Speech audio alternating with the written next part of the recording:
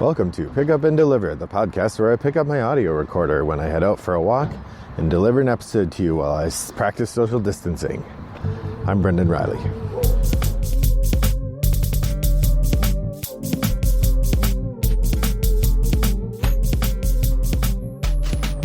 Well, good morning, listeners. It is a unseasonably cold day here in suburban Chicago. It's the end of March and it snowed, which is one of my friends posted his obligatory end of March in the snow grumpy photograph. In fact, that was Wes Macon, regular listener. Hey, Wes. Well, what a strange world I find myself in, and I imagine you do too as well, listener. But I was realizing I missed talking to you, and there's no reason that I couldn't do the podcast when I go out for my occasional constitutional, as long as I'm staying 6 feet away from other people.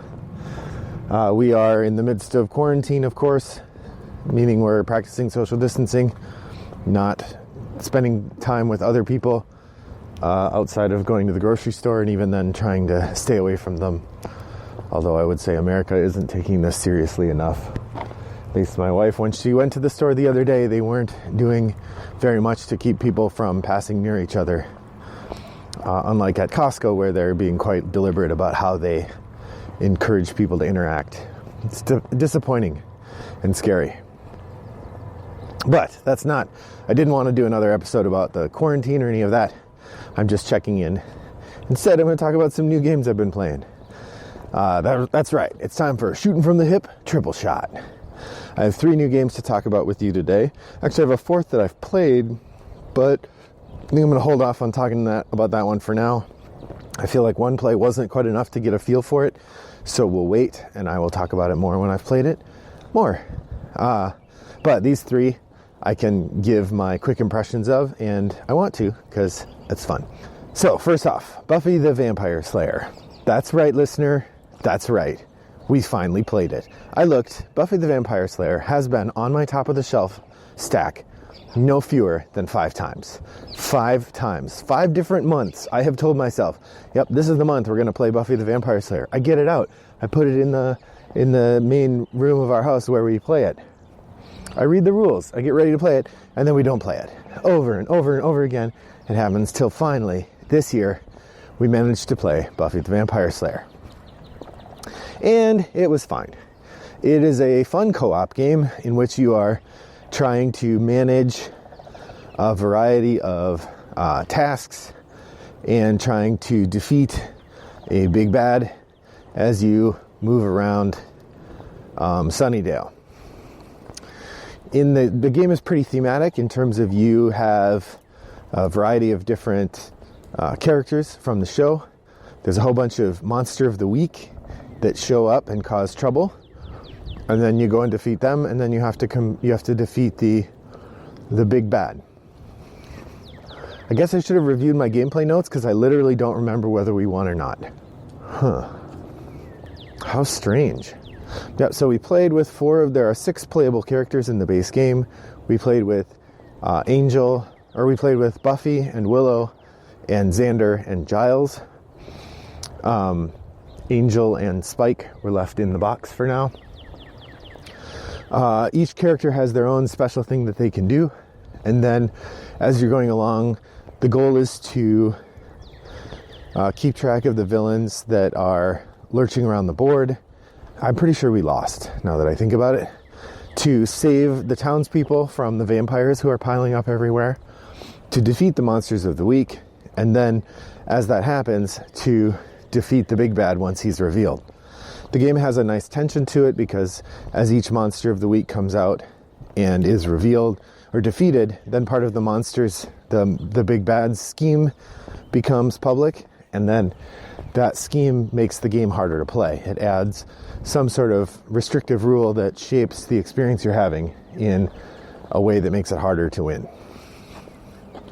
You know, in terms of gameplay, it's not all that dissimilar from games like Horrified or Pandemic, cooperative group games in which you could play 4-handed solo and it wouldn't change the experience too much. But the fun of talking to each other and trying to figure out what to do is nice.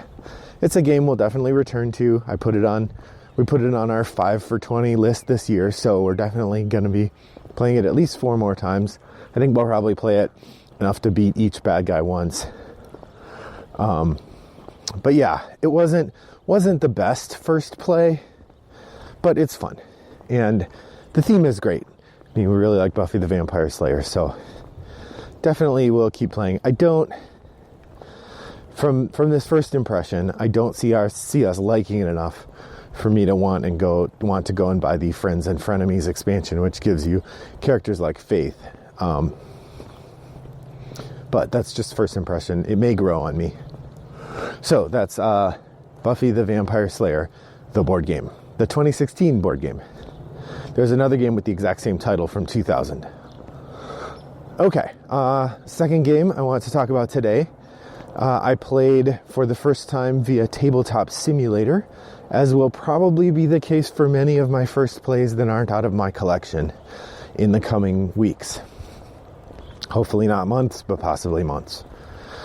So, Tabletop Simulator is, of course, a virtual reality environment that allows you to pretend that you are playing a board game with other people. It's got a physics engine, which allows you to pick up pieces and move them around. So at the base level, you can simulate a game just by creating the different components and putting them down.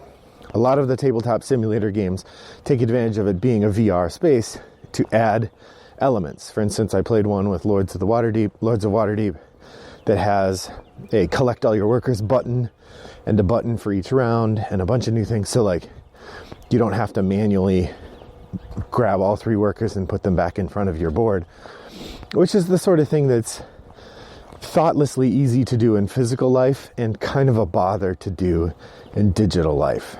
I mean, it's not unreasonable, it's just kind of a bother. So, via Tabletop Simulator, I got a chance to try Root. Now, Root is a game that's been all the rage for the last year and a half or so. I think it came out in Gen Con 2018 and has been burning up the charts ever since. People really like this game. I've heard plenty of reviews of it, and it's certainly one of those games that I could have spoken confidently about before I actually got to play it. But playing it is another matter. The teach was relatively perfunctory. We all kind of taught ourselves. I went and watched a video that explained how the different things work, and I skimmed the rule book and I read the little chart thing that it gives you for my particular faction. I played the Eerie, the bird faction that has a programming element where each turn you add 1 or 2 cards to this tableau of program cards, and then on your turn you have to complete the whole tableau every round. If you ever fail to complete the whole tableau, then your political structure for your birds gets disrupted and you have to start over. Your whole tableau gets erased and you have to pick a new leader, and it's an interesting mechanism, really fun. I enjoyed the game quite a bit, even if I think, as is probably the experience for most first-time players, it felt a little bewildering to kind of keep track of what was going on and kind of know what everybody was trying to do. That is certainly one of the comments I'd heard in other reviews and was my experience as well, is not knowing what everybody else wants to do or needs to do makes it hard to do well. I did okay, at least in the first 2/3 of the game. Toward the end, I fell quite a bit behind. I think I got last place, but it was a fun game. I certainly wouldn't mind playing again. Definitely not a game I'm gonna buy. I'm not sure why it didn't click with me. I mean, it's really hard to assess how much I like a game based on the digital experience alone. Having some interaction with the physical game totally changes the experience for me in really important ways. And so I will definitely say, though, Tabletop Simulator played synchronously using a voice channel like Discord, I find to be far more pleasant and easy to do, and easy to understand the game. I feel far more like I've played the game than when I learn a game asynchronously. It takes me a lot longer to grok the game. when I play asynchronously than when I play with Tabletop Simulator.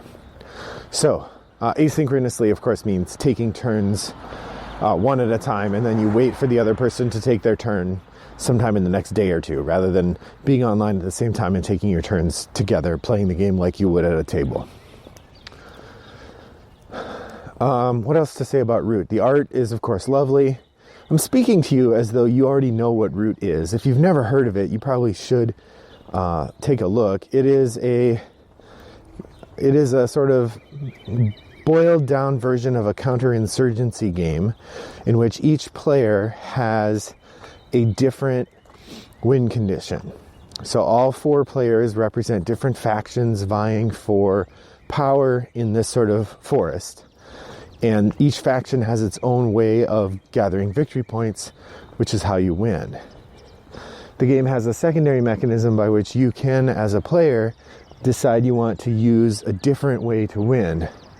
Once you've earned 10 points out of the 30 you need to win in the conventional way, then you're allowed to invoke an alternate card, and that gives you a different win condition other than the 30 points. But then everyone can see that you have that win condition as well. And generally that win condition involves holding a board state for a whole turn. So, in that way it reminds me a little bit of Nanty-Narking. Although in Nanty-Narking, the twist is that, you have the win condition you have, but nobody knows which of the hidden rolls is yours. So that's kind of the similarity there. The art style is really cute. All the creatures look like these sort of cutesy woodland creatures, even though they're having this vicious war. The birds, the Aerie, which is the faction I had, they reminded me of the creepy bird things from Dark Crystal, which are these, vulture things. Anyway, that's kind of what the birds look like to me. Anyhow, so certainly Root is definitely worth giving a try if you haven't had an opportunity to. And if you have it on Tabletop Simulator and would like someone to join your game, I certainly would be interested if our schedules can line up. That said, I am on Tabletop Simulator. My Steam name is BRiley929. Dr. Wombat is my Steam nickname. Feel free to reach out to me through Brendan at Rattlebox Games, or on Board Game Geek at Wombat929, or directly through Steam, send me an invite, Dr. Wombat or BRiley929. And I would be interested in playing tabletop games with you via Tabletop Simulator at some point. Also, right now, if you look around, you can find a link to it for $9.99 instead of the $19.99 that it usually costs. So, that's Root. The third game I want to talk about is another game I got to try out with Tabletop Simulator, and this game is called Tiny Epic Dinosaurs. I believe that the game of Tiny Epic Dinosaurs, as it exists in Tabletop Simulator, was put there by Gamelin Games as a way to promote the Tiny Epic Dinosaurs physical game when it was on Kickstarter. And I believe that's a game that's currently in delivery. I'm not sure this is a game you could actually play physically right now. I don't know if it's out yet. But it is certainly out on Tabletop Simulator, so that's where we played it. Tiny Epic Dinosaurs is a worker placement game. You start with 5 workers, I believe, and then you get a 6th one at some point during the game. And your goal is it's basically like a tiny Jurassic Park. You are recruiting dinosaurs, growing them in your park, building containment areas for them, and trading those dinosaurs for points. So it's more like a dinosaur farm. You're selling your dinosaurs to other dinosaur parks. At the end of the game, you get points for all the dinosaurs you have. You get points for all the contracts you've fulfilled. You can do these research things that are worth points. The big trick is when you have dinosaurs on your farm, you have to feed them every round. And most of the place that you get your food is from empty pens in your dinosaur cell. If you fill up your farm then your dinosaurs cover up all of your resource collection spaces, and you no longer get free resources in between rounds.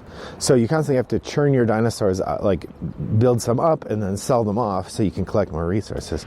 You can use your workers to get resources, but that tends to be not the ideal choice in terms of finding the best combination of workers and resources. One of the things I like about the game is you have 4 or 5 regular workers and you have 1 super worker who counts as 2 workers. And one of the elements of the game is that you have to decide how many workers to put on any given worker space. So when you're putting out your workers, if there's already 1 there, then you have to put 2 down in order to go there. And if there's 2 down, then you can't go there at all. Similarly, if you have your big worker left, they count as 2 workers. So you can put your big worker down to go somewhere where someone else has just put down their single worker. I think that's a nice little twist. It's similar to Manhattan Project Energy Empire, which has an element of copying or going to a space where someone has already gone. If you're able to spend energy or other workers, you get both. So that reminds me of that. The contract fulfillment element is a neat bit. You have private contracts that you can use, but you can only do that when you're also fulfilling a public contract, and then there are public contracts that you can take and compete with other players. There are research cards you can get that give you either rule breakers or special dinosaurs that you couldn't get otherwise, and then those dinosaurs are worth points if you still have them, but you might also trade them to fulfill contracts. So there's a lot of different stuff going on, and like I hear about the other Tiny Epic games, it all fits in this sort of small package.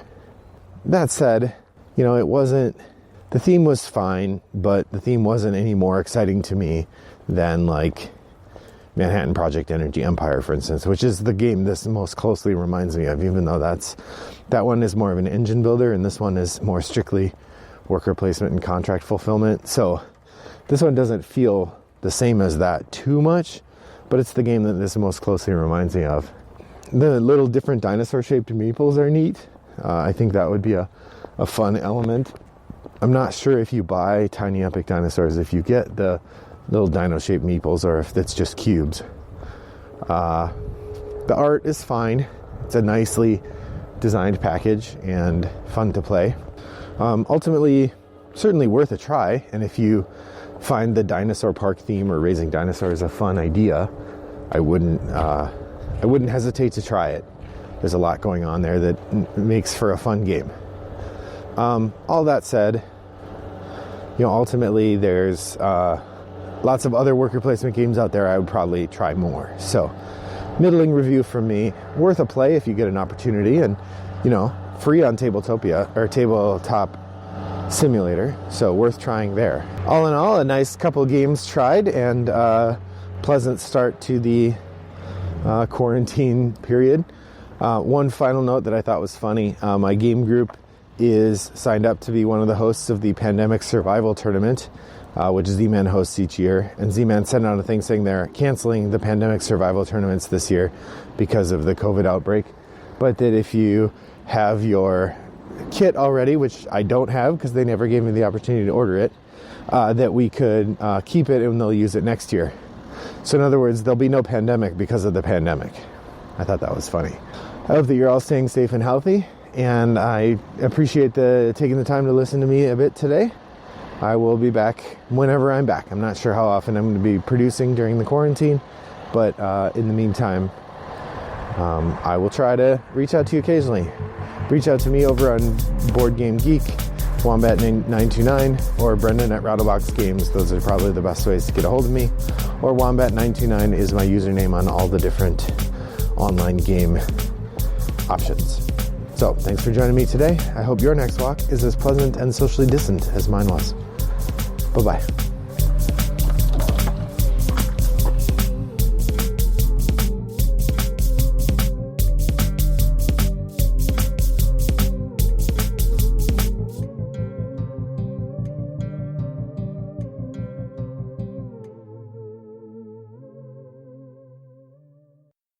Brought to you by Rattlebox Games.